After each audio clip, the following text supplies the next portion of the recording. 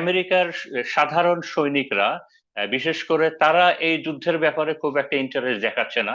এবং গত পরশুদিন ট্রাম্প একটা ঘোষণা দিয়েছেন এবং যেটা নিয়ে অনেক সমালোচনা হচ্ছে, যেটা হলো রিজার্ভ সৈনিক হিসাবে উনি বয়স বাড়িয়েছেন, 42 বছর পর্যন্ত তারা যে যুদ্ধ করতে পারবে, যে বয়সটা আগে অনেক কম ছিল।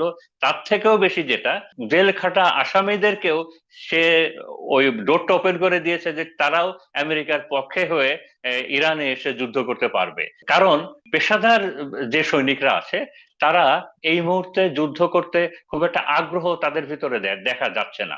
আমি একটু আমাকেই কারেকশন করি যে আমি নিজেই বলেছিলাম যে এই যুদ্ধটা আরো বেশ কিছুদিন চলবে, এখন শেষ হবে না। কারণ আহ, ইরান একটা পার্মানেন্ট শেপ না দেওয়া পর্যন্ত তারা তারা কোনো নেগোসিয়েশনে যাবে না, তারা চাইবে না। এটা তাদের ডায়লগ যে লেবাননে যেমন 6 মাস পর পর ইসরায়েল একবার অ্যাটাক করে, আমরা ওই সিচুয়েশনে যাব না। যেহেতু আমরা একটা পজিশনে আছি, তো আমরা এটার একটা পার্মানেন্ট শেপ দিব। প্রবলেমে আছে আমেরিকা এবং ইসরায়েল। আমি ট্রাম্প প্রশাসনের কিছু কথা বলি, যে যেটা বলছিলাম যে গত 5 দিনে আমি যেরকম ভাবে ট্রাম্প প্রশাসনকে সমালোচনা করতে দেখেছি আহ, আমেরিকান মিডিয়াগুলোতে, যেমন সেখানে সরাসরি কিছু বিষয় নিয়ে আসা হয়েছে। একটা হলো যে আমেরিকার শেয়ার মার্কেট গত 30 বছরের ভিতরে সব থেকে খারাপ অবস্থায় আছে এখন। রিপাবলিকান একজন নেতা উনি ট্রাম্পকে চার্জ করেছেন যে আপনি তো ইলেকশনের আগে বলেছিলেন যে your a peace loving president হবেন এবং আপনি কোনো যুদ্ধে যাবেন না, বাট এইটা তো আপনি আপনার সাপোর্টারদের সাথে আপনি বিট্রে করেছেন। একই সাথে আপনারা হয়তো খেয়াল, এটা তার কথা যে আপনার ভাইস প্রেসিডেন্টকে তো হাইডিং দেখা যাচ্ছে, মিস্টার পেন্স, উনি তো হাইডিং দেখা যাচ্ছে এবং তার বডি ল্যাঙ্গুয়েজে এবং কথাবার্তায় মনে হচ্ছে যে উনি একটা ডিস্টেন্স মেনটেন করছেন এই যুদ্ধ থেকে। ট্রাম্প প্রশাসনের বিরুদ্ধে সব থেকে বড় যেটা আসছে যে তারা বলছেন যে আচ্ছা এই যুদ্ধের আমেরিকার মিলিটারি সাকসেস আছে কিন্তু স্ট্র্যাটেজিক্যাল ব্লান্ডার আছে। তো কেন এটা বলছেন, বলেন যে একটা যুদ্ধ, একটা স্ট্র্যাটেজির ভিতরে তো অনেকগুলো অংশ থাকে, মিলিটারি বলি, তার লজিস্টিক্স, তার ইকোনমিক্স, এরকম অনেক পলিটিক্যাল পোর্শনটা। তো বলছেন যে মিলিটারি আপনার ইন্টেলিজেন্স তো তারা ফার্স্ট ক্লাস ইন্টেলিজেন্স ছিল। সার্জিক্যাল স্ট্রাইক বলি, এয়ার স্ট্রাইক বলি, তারা যেভাবে প্ল্যান করা হয়েছিল সেখানেই তো করেছে। মিলিটারি তো মিলিটারি সাকসেসটা এনে দিয়েছে, বাট আপনারা পলিটিক্যালি ফেল করেছেন। কেন বলছি এটা? পলিটিশিয়ানদের কাজ কি এরকম সিচুয়েশনে? পলিটিশিয়ানদের মেন আমার বিচারে সব থেকে বড় কাজ হলো পলিটিশিয়ানদের, তারা যে কোনো একটা গিভেন সিচুয়েশনে তারা মানুষের সাইকিটা বুঝতে পারে। একই সাথে একটা ঘটনার আফটার ম্যাথ কি হবে এবং এরপরের ঘটনা প্রবাহগুলো কি হবে, সাধারণ মানুষের থেকে পলিটিশিয়ানরা এই বিষয়গুলো আরো ভালো বুঝতে পারার কথা। এই হিসাবেই এইখানে যদি বলি যে আপনি ফার্স্ট ডেতেই ইরানের সুপ্রিম লিডারকে মেরে ফেললেন, আপনি ওদের টপ লিডার অনেককে মেরে ফেললেন, এবং ট্রাম্প যেটা ক্লেম করেছিলেন, এবং ট্রাম্প গত পরশুদিন একটা অনুষ্ঠানে বলেছেন যে তাকে নাকি বলা হয়েছিল যে যুদ্ধের তৃতীয় দিনে ট্রাম্প ইরানের তেহরানে যাবেন এবং তেহরানের সাধারণ মানুষ ট্রাম্পকে ফুলের মালা দিয়ে বরণ করবে। বাট বলছে যে তার মানে পলিটিশিয়ানরা তো ইরানের সিচুয়েশন রিড করতে পারে নাই। উল্টা যে কাজটা ইরানে হয়েছে, ধরে নেওয়া হয়েছিল যে ইরান উইল ব্রেক, সেখানে দেখা যাচ্ছে যে না, Iran Iran is absorbing pressure, তারা প্রেশার অ্যাবজর্ব করছে এবং তারা ব্রেকিং এর কোনো সাইন নাই। উল্টা যে কাজটা হয়েছে যেটা হলো যে জানুয়ারিতে ইরানের একটা মুভমেন্ট হয়েছিল, একটা বিপ্লবী একটা তার মানে আইডিওলজিক্যাল কিংবা পলিটিক্যাল একটা ডিভাইডেশন সারফেস হয়েছিল জানুয়ারিতে। এখন ইরানকে এই প্রথম দিনের অ্যাটাকে ইরানকে একটা ইউনিফাইড নেশন তৈরি করে ফেলে দেওয়া হয়েছে, একটা ডিভাইডেড নেশনকে একটা ইউনিফাইড নেশনে তৈরি করা হয়েছে। সামাজিক যে ডিভাইডেশন ছিল, ধর্মীয় ব্যাপার বলি, অন্য ব্যাপার, এই সামাজিক ডিভাইডেশনটাকে সামাজিক ভাবে তাদেরকে ইউনিফাইড করে দেওয়া হয়েছে। এবং সব থেকে বড় যে বিষয়টা, যে ইরানের সাধারণ জনগণ তারা এই যুদ্ধের একটা পার্মানেন্ট শেপের জন্য তারা একটা লেভেল অফ হার্ডশিপ একসেপ্ট করতে রাজি আছে। তো আমরা তো এইখানেই তারা বলছে যে আমরা এই লিডার, এই যে আমাদের স্ট্র্যাটেজিক্যাল যে ব্লান্ডার গুলো করেছি করে আমরা ইরানকে ওই জায়গা থেকে এই জায়গা থেকে নিয়ে এসেছি। তো এটাকে যদি পয়েন্ট ফর্মে বলি, তো তারা যেটা বলছেন যে আচ্ছা এই যুদ্ধের মিলিটারি অংশকে আমরা কিভাবে ই করবো, আচ্ছা মিলিটারি অংশ 50-50, তুমিও জিতেছো, ইরানও জিতেছে। অর্থনৈতিক যে যুদ্ধটা ছিল সেখানে তুমি হেরেছো, ট্রাম্পকে বলছে। ট্রাম্পকে সমালোচনা করছে। পলিটিক্যাল যে যুদ্ধটা ছিল সেখানে তুমি হেরেছো, তোমার স্ট্র্যাটেজি কাজ করছে না।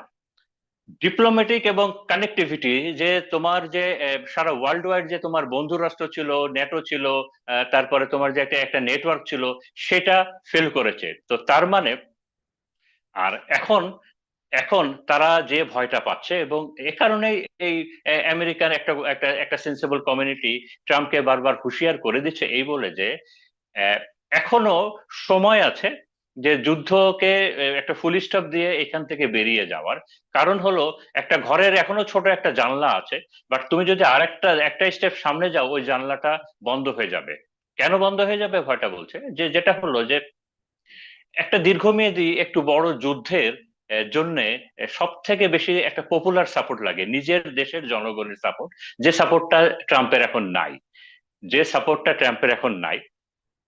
একই সাথে একই সাথে যারা বলছে যে আহ, আপনি হয়তো জানেন যে ট্রাম্প আমেরিকার সাধারণ সৈনিকরা, বিশেষ করে তারা এই যুদ্ধের ব্যাপারে খুব একটা ইন্টারেস্ট দেখাচ্ছে না। এবং গত পরশুদিন ট্রাম্প একটা ঘোষণা দিয়েছেন, এবং যেটা নিয়ে অনেক সমালোচনা হচ্ছে, যেটা হলো যে রিজার্ভ সৈনিক হিসাবে উনি আহ, বয়স বাড়িয়েছেন 42 বছর পর্যন্ত। আহ, আপনার মানে তারা যে যুদ্ধ করতে পারবে, যে বয়সটা আগে অনেক কম ছিল, তার থেকেও বেশি। যেটা যে আহ, আসামি যারা আছে, জেলে আসামি, আহ, এই জেল জেল খাটা আসামিদেরকেও সে ওই ডোরটা ওপেন করে দিয়েছে যে তারাও আমেরিকার পক্ষে হয়ে ইরানে এসে যুদ্ধ করতে পারবে। এবং আহ, কারণ এই পেশাদার যে সৈনিকরা আছে, তারা এই মুহূর্তে যুদ্ধ করতে খুব একটা আগ্রহ তাদের ভিতরে দেখা যাচ্ছে না এই এই এই এই ইরানের ব্যাপারে। তো এখন আহ, আহ, আর ওই এখন আমি প্রথমে যেটা বলেছিলাম, যেটা হলো কি যে এই যে পেন্টাগনের রেফারেন্স দিয়ে যে কথাটা সামনে এসেছিল, যে ট্রাম্প অ্যাডমিনিস্ট্রেশন এখন প্ল্যান করছেন যে যে একটা ওয়ার এন্ডিং একটা ফাইনাল অফেন্সিভে যাবে। তো এই অফেন্সিভে তাদের হিসাবে যে এই অফেন্সিভে কিছু এক্সোটিক অস্ত্র গোলা বারুদ দেখা যাবে, কিছু নতুন কিছু মিসাইল দেখা যাবে, এবং নতুন কিছু ধ্বংসযজ্ঞ দেখা যাবে। একই সাথে তারা বলছে যে তারা মানে এই এই বুটস অন দি গ্রাউন্ডের পক্ষে। তো তারা এই ক্ষেত্রে বলছে, পেন্টাগনের রেফারেন্স দিয়ে বলছে যে তারা 4টা জায়গা ব্লক অথবা সিজ করতে চায়। এটা এদের ভিতরে খারাপ দিক তো অবশ্যই একটা আছে। দ্বিতীয় আছে যে হরমুজের ঠিক ওই যে ওই ওই চোক পয়েন্টে ওইখানে একটা রকি আইল্যান্ড আছে, সেইটাকে তারা দখল করতে চায়। আবু মুসা একটা আইল্যান্ড আছে, এটাও একটা স্ট্র্যাটেজিক্যাল ইরানের একটা একটা খুব ভাইটাল একটা এইটাকে তারা দখল করতে চায়। একই সাথে আমেরিকান নেভি ইরানের ইরানের তেলবাহী যে জাহাজগুলা বিভিন্ন দেশে যাচ্ছে, এই জাহাজগুলোকে তারা ব্লক এবং সিজ করতে চায়। তো এইটা এই ধরনের একটা প্ল্যান আছে। এখন ভয়টা হলো এই ভয়টাও তারাই বলছেন। আমি গত একটা এপিসোডে বলেছিলাম যে আহ, এটাকে বলে মিশন ক্রিপ, মিশন বেড়ে যায়। এটা হলো যে আহ, ভিয়েতনামে শুধুমাত্র 3,000 মেরিন সৈন্য আমেরিকা পাঠিয়েছিল ভিয়েতনামের ডানাং একটা জায়গাকে সিজ করার জন্য। এই মিশনটা ফেল করে।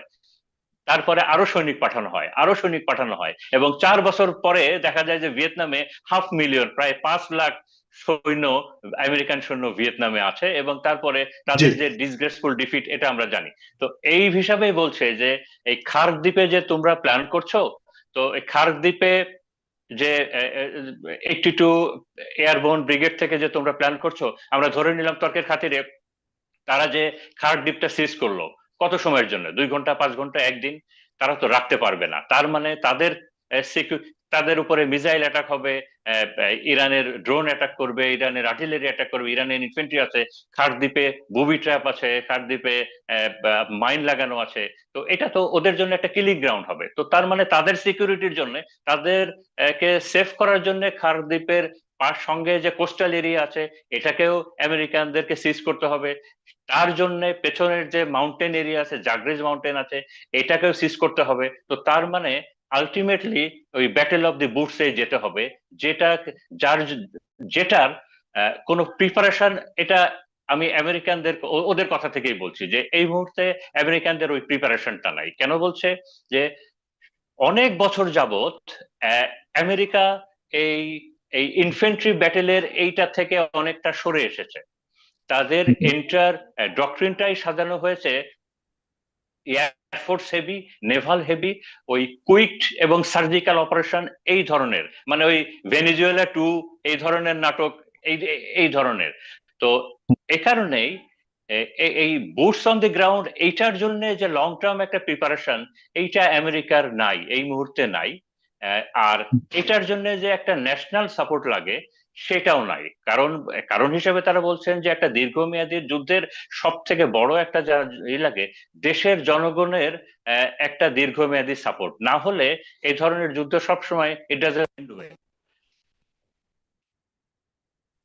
জি, শেষ করতে হবে আপনার এই পর্যায়ে এক মিনিটের মধ্যে। জি, আচ্ছা, তো এই সব কারণেই তারা বলছে যে যে এখনো আমেরিকার জন্য সব থেকে ভালো হয় যে এই যুদ্ধটাকে এখানে ফুল স্টপ দিয়ে চলে আসা। কিন্তু বলা যত সহজ, করা এত সহজ না। কারণ হয়তো কারণ সহজ না। হিসাবে ওই একটু জি, সময় পাবো নাকি করা এত ভাই? সহজ নয়। আচ্ছা, এইখানে আপনাকে আমি ফুল স্টপে রাখতে চাই। আমি করা এত সহজ নয় কারণ এরপর আরেকটা আফটার ম্যাথ রয়েছে। সেই আফটার ম্যাথের মধ্যে সবচেয়ে বড় ভয়ঙ্কর এবং নির্দয় ইকুয়েশন রয়েছে, যেটি আসলে যুক্তরাষ্ট্র কতটা ফেস করতে পারবে। কারণ এটাকেই মনে করা হচ্ছে এখান থেকে হয়তো যুক্তরাষ্ট্রের সাম্রাজ্যবাদের পতনের শুরু।